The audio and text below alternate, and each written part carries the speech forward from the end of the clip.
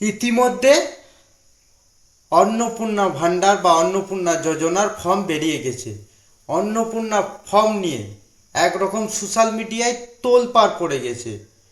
যখন অন্নপূর্ণা ফর্ম বের হয়নি তখন আমাদের মাননীয় নারী ও শিশু মন্ত্রী অগ্নিমিত্রা পাল তিনি বলেছিলেন যে এটা সহজ 1-2 পাতার ফর্ম হবে।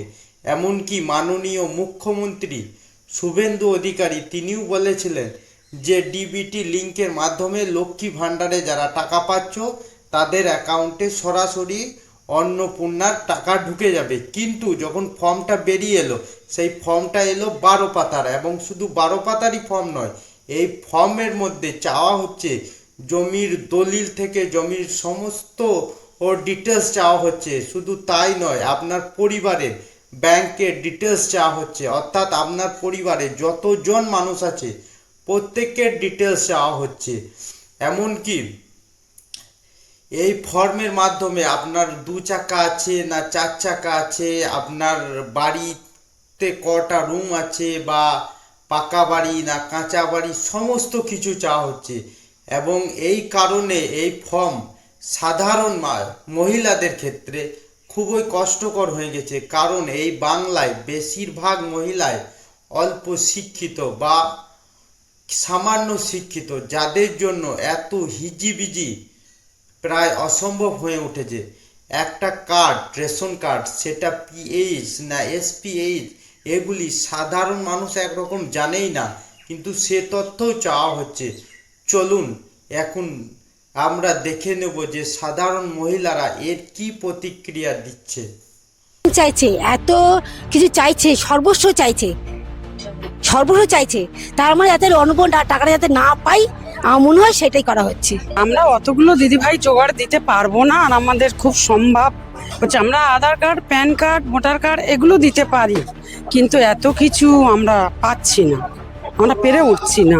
মাথায় চাপ দিচ্ছে, আমরা এত পাচ্ছি না, আমরা পেরে উঠছি না, ওই জন্য আমরা ছেড়ে দিচ্ছি যে আমরা আর পেরে উঠছি না।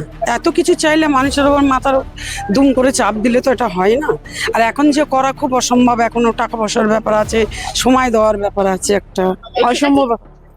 এইগুলো মানে আমাদের হবে না, কেন আমরা পারবো না, অত শিক্ষিতও না যে আমরা অত ফর্ম ফিল আপ করতেও পারবো, আর বেকার এগুলো করা, ঠিক আছে, তো আমাদের দ্বারা হবে না এসব। আর আমরা এটা আশাও করিনি যে আমরা পাবো না, একদমই সহজ না, আর এরকম টাকা দেওয়ার দরকারও নেই। যদি দিতে পারে মানে ওর থেকে 1,500 টাকাই ভালো ছিল, দিলে দিক, নাহলে দিতে হবে না। আমাদের ওরকম করা সম্ভব না, এইটা ওইটা সেইটা, হ্যাঁ অনেক কিছু প্রমাণপত্র দরকার, যেগুলো আমরা পারবো না, অত করে আমরা পারবো না।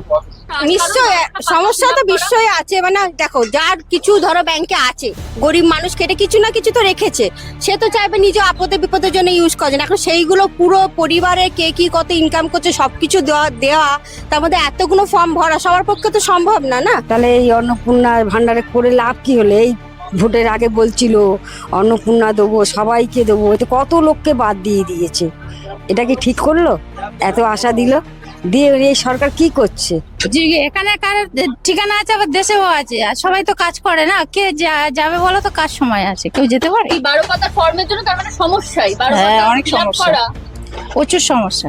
এই ফর্ম ফিল আপ করতে গেলে দম বন্ধ হয়ে যাবে, একে দমের কষ্ট তো দম বন্ধ হয়ে যাবে, অত ডকুমেন্ট আমার বাবারও নেই আমারও। আমরা লোকের বাড়ি কাজ করি, যদি আমাদের ব্যাংকে 10,000 টাকা লাগে তাহলে কি দেবে না সরকার? মনে তো হচ্ছে টিভিতে শুনি তো, হ্যাঁ অনেক কঠিন আছে। যারা পড়াশোনা জানে না তাদের জন্য তো কঠিন হবেই, আমাদের তো পড়াশোনা, হ্যাঁ তাদের জন্য ওই জন্য তো আরো। দেখুন, সত্যি কথা তো বলে নিতেই হবে না, হ্যাঁ সত্যি কথা তো বলতেই হবে। সমস্যা বলতে খুবই সমস্যা, খুবই সমস্যা আমাদের তো। কে একটা কথা হলো, কে ফর্ম ফিল আপ করবে, তারপরে হলো আমাদের